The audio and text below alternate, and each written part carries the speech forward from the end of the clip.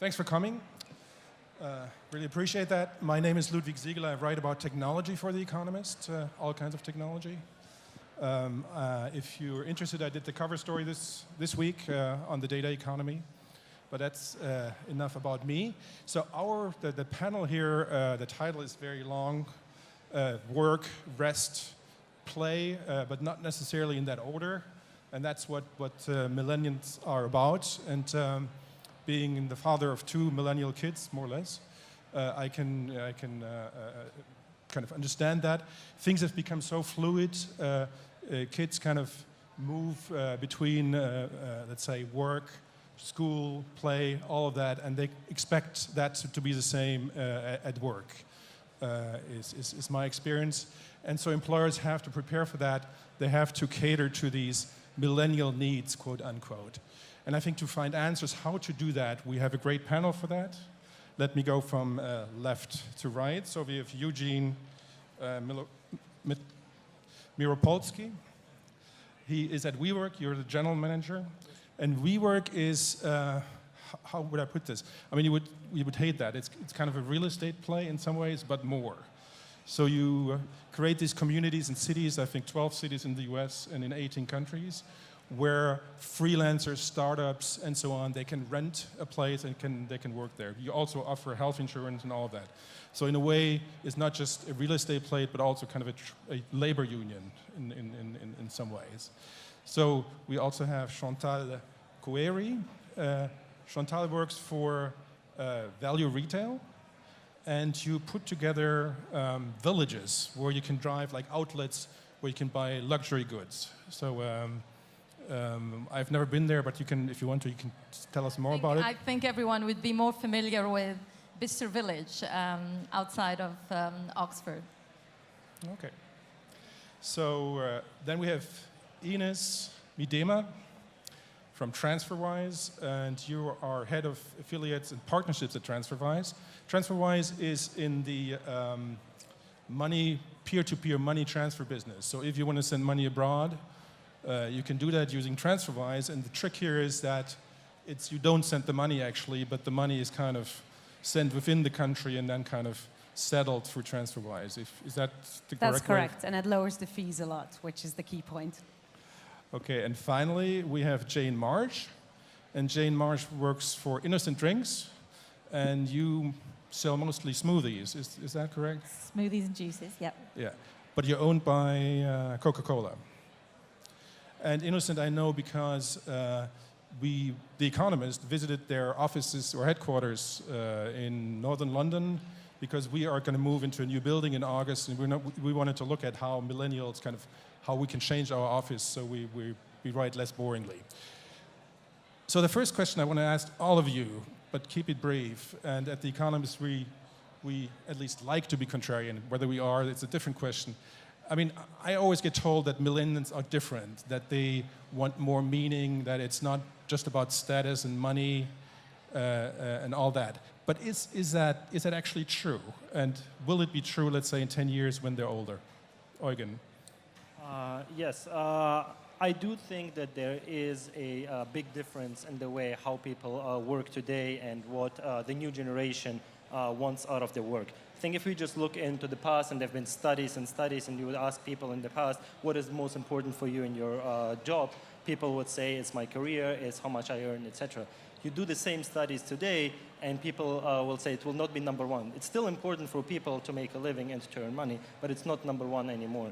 And if you look at what's the most important, people say they are looking for meaning, they're looking for purpose, and people want to belong somewhere, and they want to be inspired. And at WeWork, as you said earlier, it's not a real estate play, but it's very much a community company. It's a community platform for small companies, but also now for larger companies that really recognize that need, where people want to be part of a bigger community. Okay, thanks. But Chantal, I mean, in looking for kind of to see how office spaces are done these days, The Economist, we also went to Google, and what I've heard there is that, yeah, we have all this colorful stuff. We have the bubble pools or the ball pools and what have you, but we're moving away from that. We're now focusing more on kind of having healthy workspaces. So are millennials really that different going forward?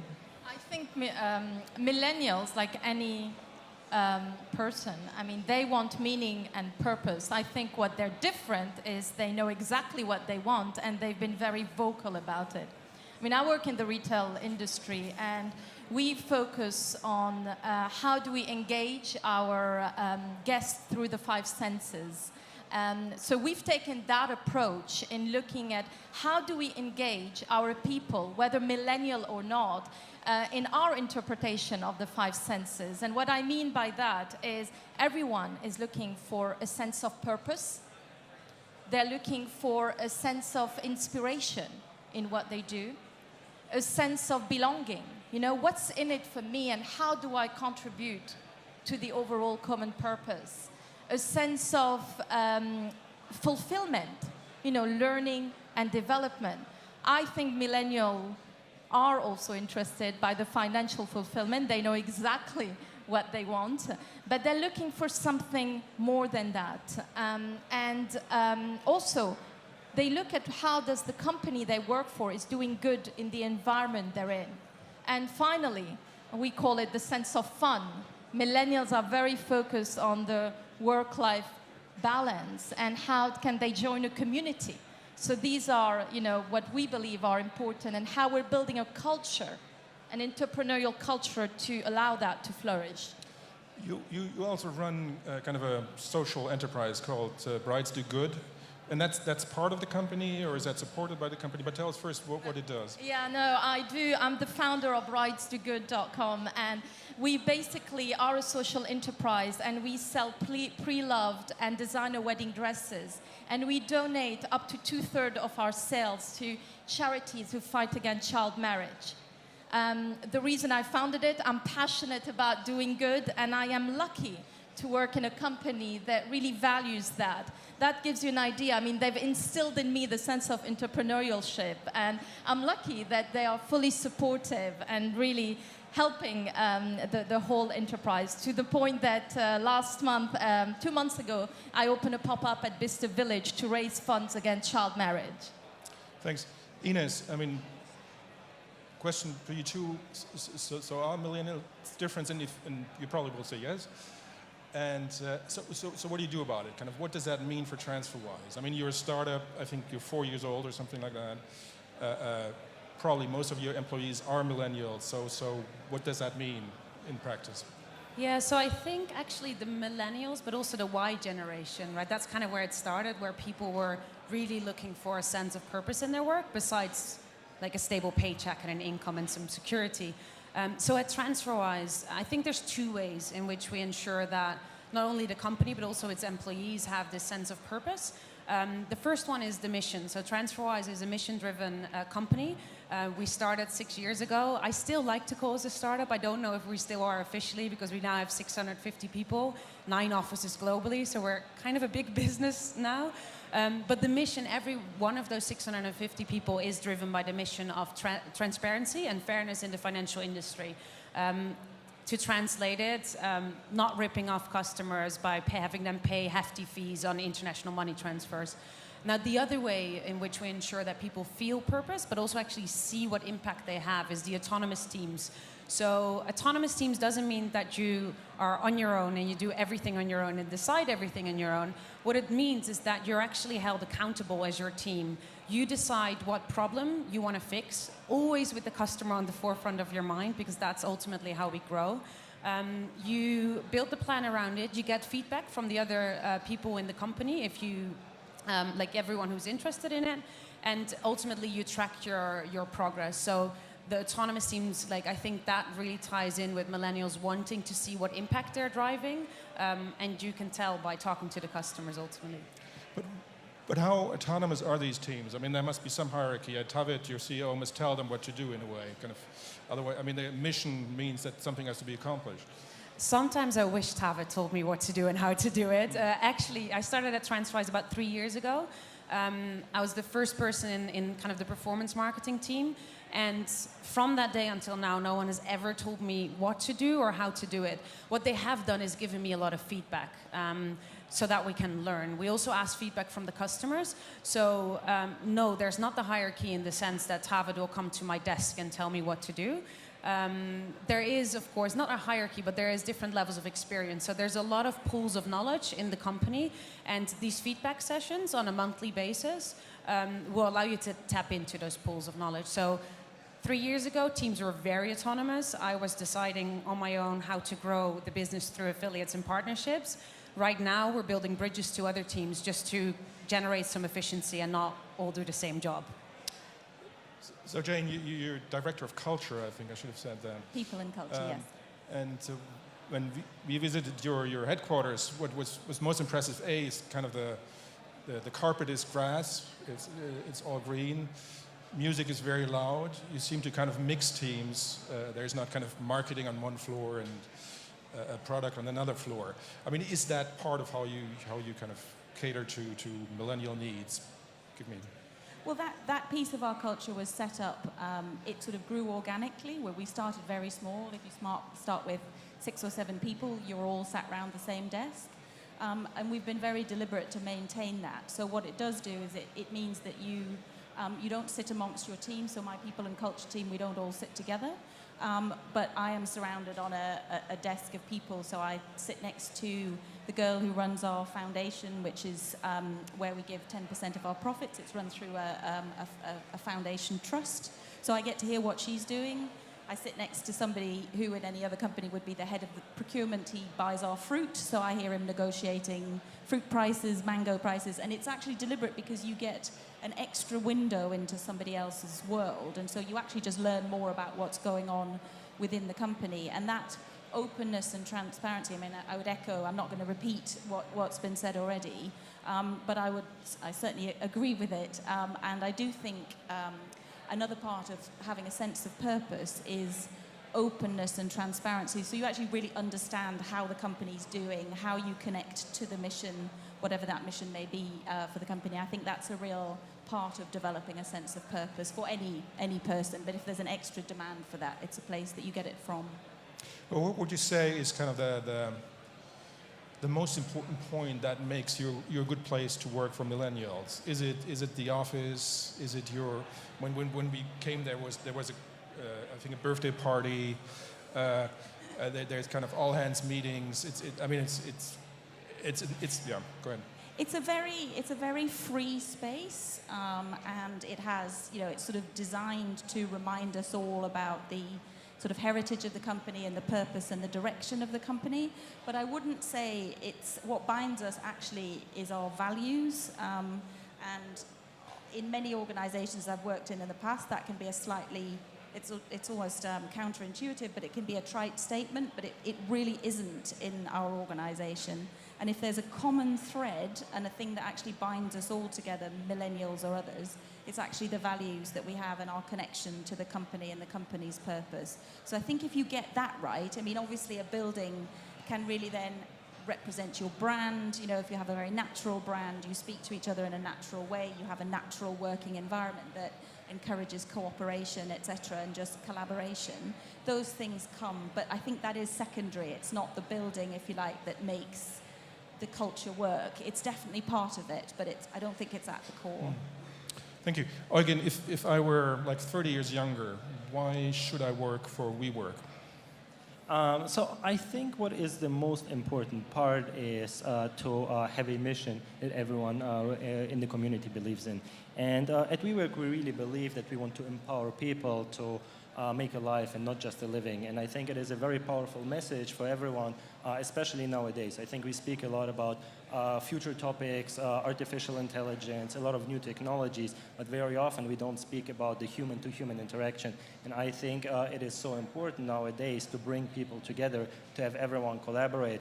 And what we've done just recently is talking to our members and just ask people, what do you do in the workspace? We have so many different companies. It started with a lot of small startups, freelancers, entrepreneurs, but now also a lot of larger enterprises that wanted to be part of that culture, part of that energy. And we asked them, what do you do when you're in your space? And what we found out that actually 70% of all of our members at least collaborated once with another member, and 50% have done business together with each other. So I think the really big key here is community and collaboration. And how, I mean, when I visited your location in New York, there was a party, of course. I mean, that's a way of getting people together. But how do how do you make sure that there's actual kind of, that they're meaningful encounters? Kind of, is it in the architecture? Is it in the events you do? How do you do that? Yeah. So I think there's several ways. I would say like the 4 main ways. It starts with the design of the building itself. Every single part of the design of this space, we think about collaboration. And we're measuring it, we're taking a lot of data and actually seeing how many people stand in this corner and speak, and how many people sitting in this phone booth, how many people sit in a nook and talk to each other. I think the second part of it is programming. Every single WeWork location organizes events. And these events can be professional learning events. We had Richard Branson speaking about the future of education, so it's inspirational events, but sometimes it's just networking. I'd say number 3 is our app. So we created an app where people can, through technology, connect with members all over the world. So we have WeWork locations, over 100 locations worldwide, and you can actually connect with people everywhere. And the last part is every single WeWork location has several community managers. Their single job is to know every single member in the building and to connect people and help them to collaborate. Is that at Value Retail, does that work similarly? Sorry? Is it the same things you're doing, or is it different? I mean, we're in fashion. We're obsessed by every detail. Our villages are really, amazing in terms of the brands we have, the level of the gardening that we do. It's just, and the product that we have. The environment that we create really determines the type of people that really work for us. You join Value Retail because you are intrigued by the different people that we have. They are high energy, they're retailers mixed with marketeers, with real estate people. The diversity of our business is what stands apart.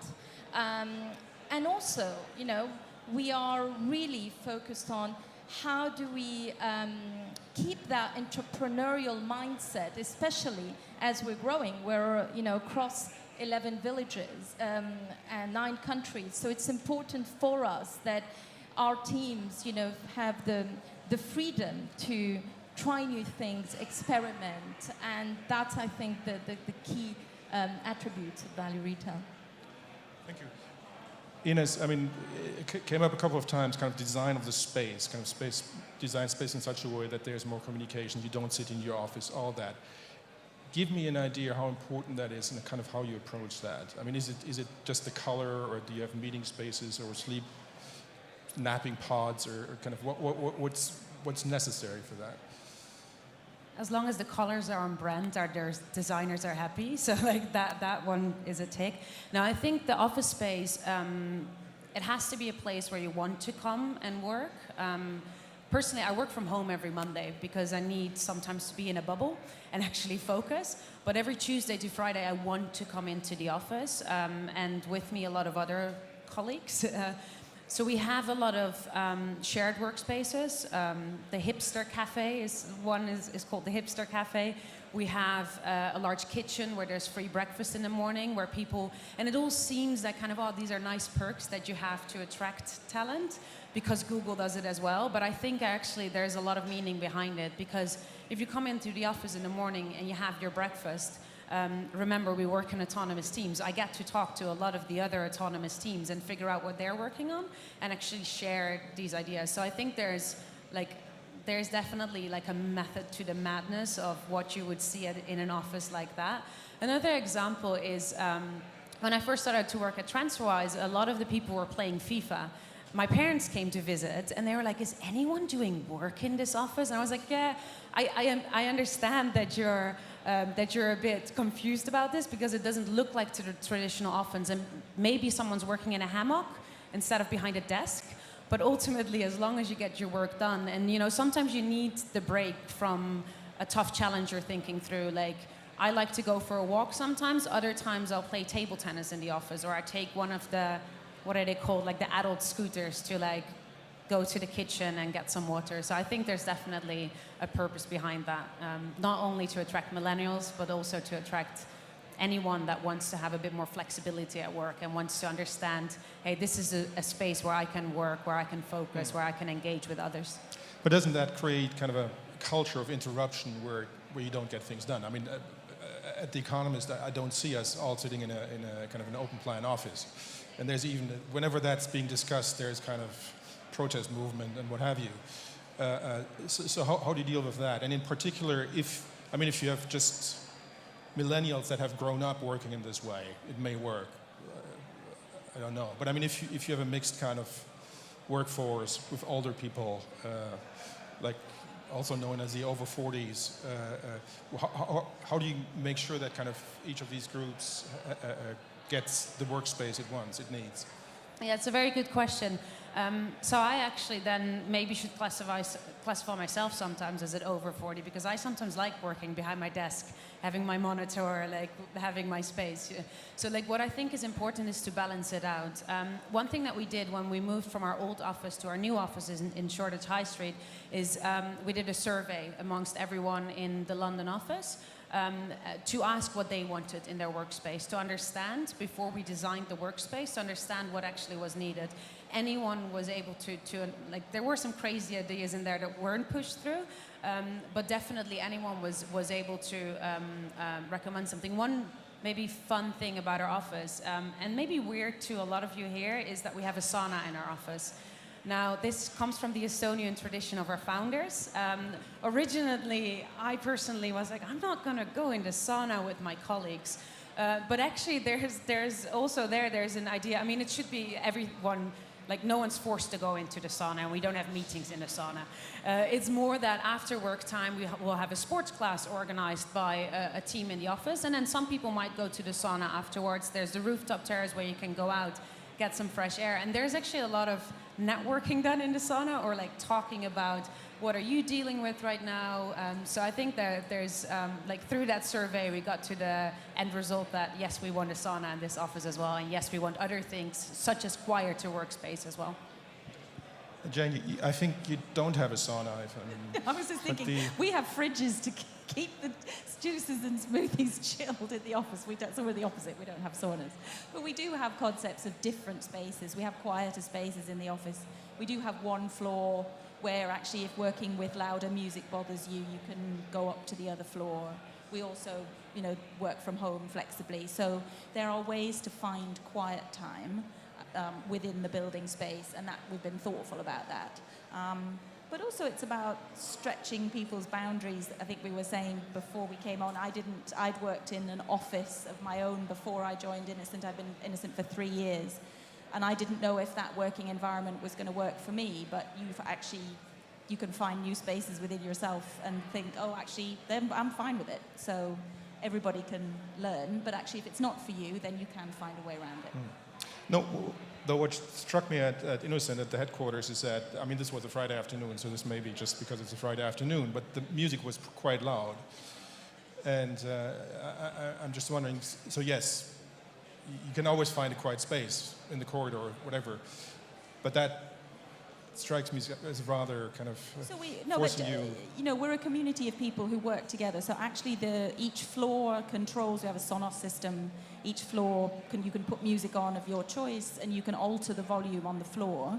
And if somebody on the floor is bringing the volume down, we ask people. It's almost kind of like the lowest common denominator of the volume, and we ask people to respect that. And so actually sometimes if there's less people around, Friday is particularly noisy in the afternoon. So you maybe didn't see it as a typical volume, but actually we do find a way of sort of self-regulating amongst people who ultimately work together and share stuff. So it regulates itself actually. Cool. Again, another thing, of course, for millennials is technology. So less face-to-face meetings, more Skype, more whatever, texting, Slack, what have you. Tell me how you use that technology and kind of how you make sure that kind of, again, people who are perhaps not that used to using that technology are not kind of left out. I think in general, of course, we're using all of the technologies that you just mentioned and probably a few more. And I think that people become more and more mobile. Also, I would say the world is becoming more and more global. We as a company growing so fast, we are opening new offices every single month. We grew globally into all continents just over the last 2 years. And it's really important to keep connected to everyone, and you use technology for that. We built our own app that basically every single member can connect through. At the same time, I think what I mentioned earlier is it's so important that people also get to connect face to face. And I think maybe to your point where you said like you work 1 day per week from home, you would see that nowadays, I think by 2020, about 40% of the entire workforce will be self-employed, freelancers, entrepreneurs, etc. And you see that a lot of people may be either working from home or working from a place where they actually feel isolated if they do it for too long. So they want to come into a place where there's other people and they want to have these face-to-face interactions as well. So I think it needs to be a good balance between the technology that you can use, but also having these face-to-face meetings. Chantal, you're nodding. I mean, what's the right mix? It almost seems to me the more companies use these type of technologies, the more often they have kind of biannual events, everybody comes together. And, yeah, definitely. I mean, we don't have a head office. We've never had it. We will never have it. So for us, the face-to-face interaction, the meetings, were so much more important. And we've had to create mechanisms to allow the meetings to be more effective, but also how do we think about the human interaction? I mean, for our 1,000 people spread around the world, so morning huddles, that's important in the fashion industry. Quarterly get-together. We do 2 offsites for 140 of our leaders twice a year.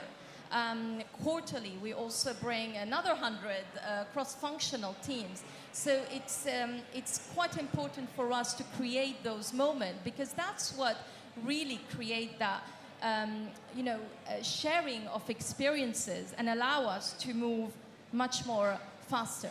I mean, technology is not going to replace the human touch. It's an enabler. It's been created by people, for people. So I think it's only to help accelerate our business. Ines, I think you're pretty decentralized as well. I mean, how do you also have these events? Do you once a year you meet in Tallinn or? Yeah, actually we do. We meet in Estonia in the forest, the only place in Estonia that can host 600 or more, over 650 people. That is important. It is important because you need to have the social interaction. Culture for us, like our culture, our mission, as I mentioned before, the customer-centric approach is very important, and we need to find a way to share that across those 9 offices and across the many people that we work with. So we have Summer Days is the event is called. I think if you Google it on or you search it on YouTube, you can even find a video about it. But next to that, you asked about technology as well. We're a tech-driven business, so of course we use technology to communicate. And I checked my calendar last week, and I saw that about 50% of my meetings were Google Hangouts. That means that there were a few people in the same room with me sometimes as well. So my team is 8 people spread across 3 offices. So we need to work in that way. But what we'll make sure we do is during our planning sessions, for example, we make sure the company-wide planning sessions, we'll make sure that we meet in one office before that, the office usually where most people are based, so that we have the social interaction. Because if you ask me, like, even though I'm on Google Hangout all the time, it's still kind of awkward to talk through a screen. I know we all have to get used to it, but you cannot bring across like the social interaction element that you have. Otherwise, you cannot read body language as well. We'll make use, and we have all the tech there. We have Slack as well, but definitely the interaction face-to-face is very important as well still. Jane, is there a problem with technology overuse among millennials? I mean, in the Valley there seems to be a slacklash brewing. Say again, sorry? A slacklash seems to be brewing in some organization. Slacklash. Yeah, no, so before I worked for Innocent, I worked for IBM, so it was almost, it was an organization that was very technology focused, obviously. Connections were, you very rarely met your teams face to face. So it was, and then it's sort of sublime to the ridiculous coming to Innocent, because it is a very face-to-face organization. We have offices in other countries, in different countries who we need to connect, but it is very much driven by face-to-face, natural human touch, if you like. So I do think there is a continuum. You know, we're often talked about as having a progressive culture. It's certainly an effective culture for our business.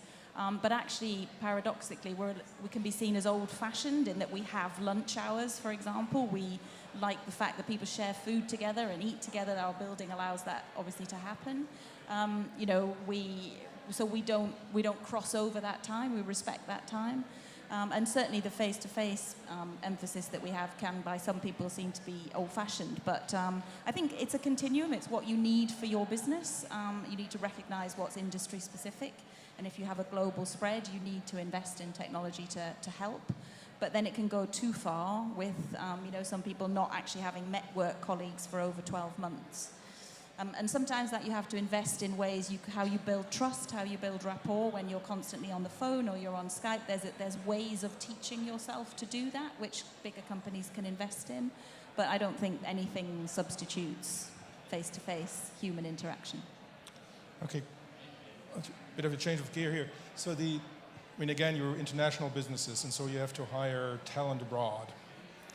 And for example, Transferwise, how do you do that, and kind of how do you make sure that they kind of acquire kind of the company culture and kind of? Yeah, it's a very good question, and it becomes harder the bigger you get, right? So we invested actually in culture from the start. Our founders already recognized how important it is to have the mission and the customers at the center of our company culture.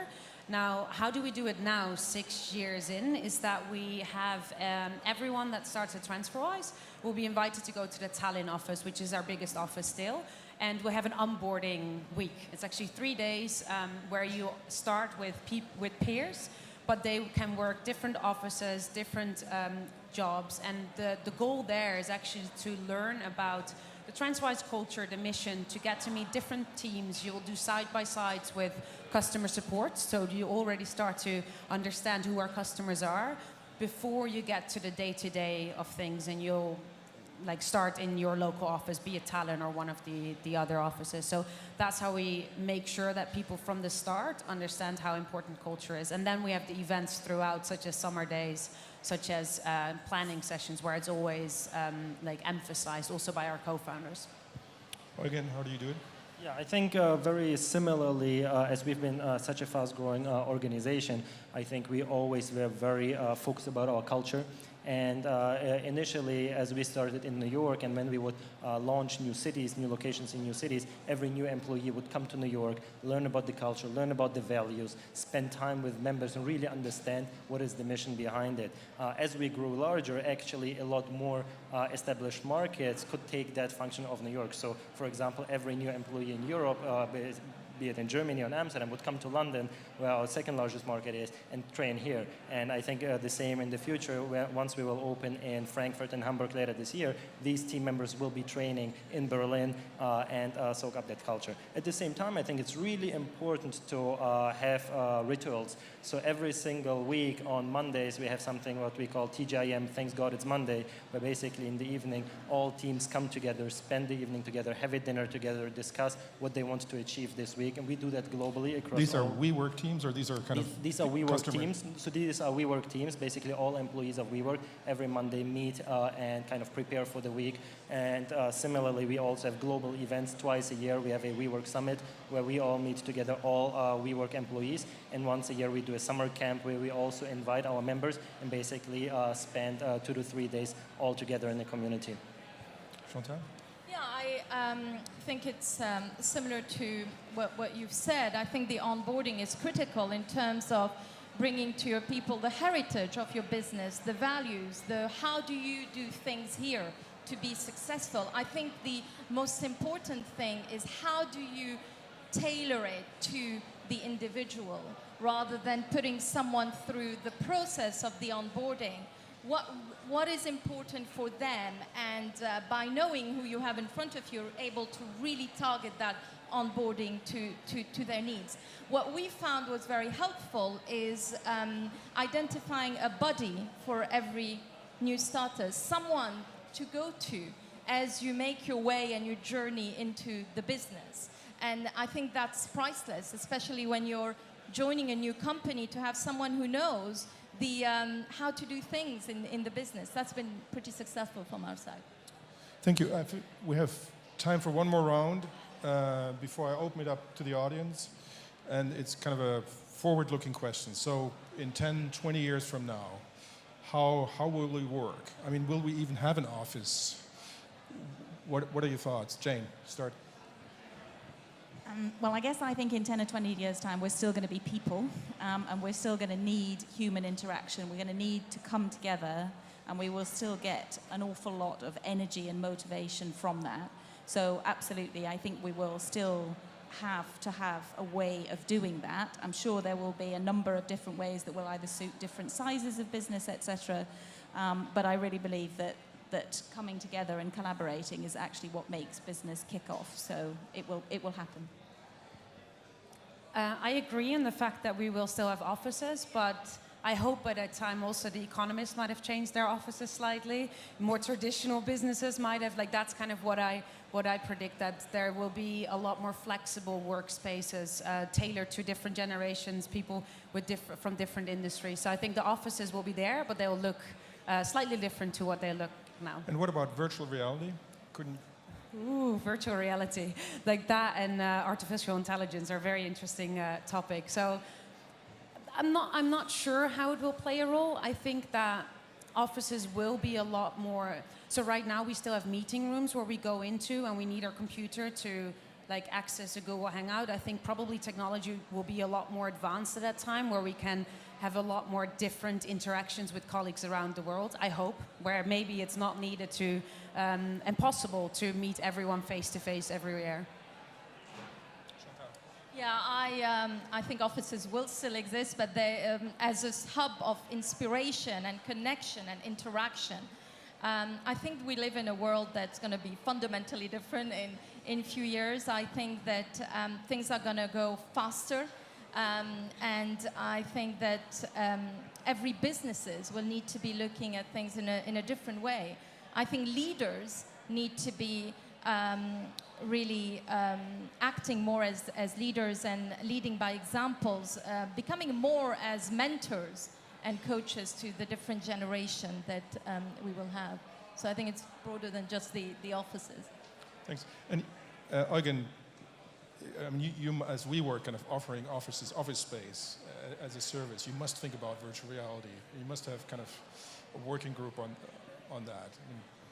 So yes, I think of course we want to embrace every new technology, and I think like while it's difficult to predict what it will be in 20 years, and as you say, virtual reality, maybe you'll have like virtual meeting rooms where you meet people in that virtual meeting room at the same time. Probably in 15 to 20 years, mobility is also much higher, and it will be much easier to be in Sydney or in Shanghai or in San Francisco much faster than today to meet in person. The way how we use virtual reality today, for example, is in our construction process. We basically 3D design the spaces before they even exist, and we give people an opportunity to actually see every single corner, every single meeting room, even before it exists, which I think is a very interesting technology. But I think I agree with the other panelists that no matter how much technology we use in order to make ourselves more effective, the human interaction will still persist even in 10 or 15 years.